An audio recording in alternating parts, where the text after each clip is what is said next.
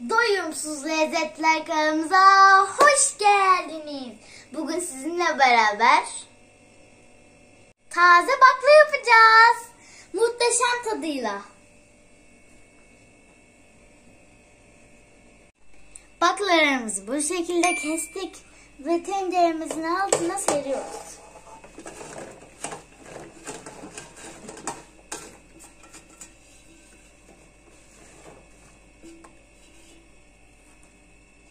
Ardından yeşil soğanlarımızı ve dereotumuzu küçük küçük kestik. Şimdi de onları da atıyoruz tenceremize.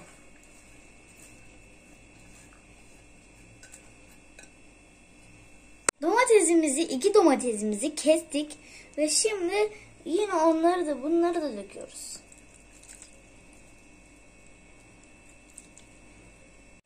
Bu kaşıkla bir tane salça koyduk ve içine su koyduk. Güzelce karıştırıp açtık. Bunu da döküyoruz.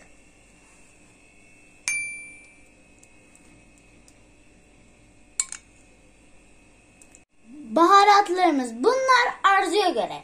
Şimdi bunları da üstüne yayıyoruz. Yarım çay bardağı zeytinyağımızı döküyoruz.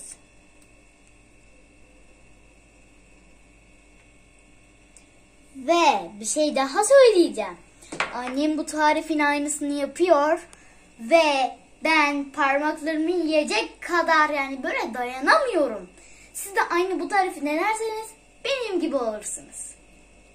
Yemeğimizi ocağa koyduk. Kapağını kapatıp kısık ateşte pişmesini bekliyoruz. Yoğurtlu bakla hazır.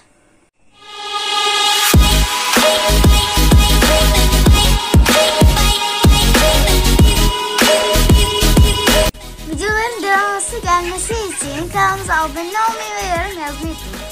Sizi çok seviyorum. Hepinize bay bay.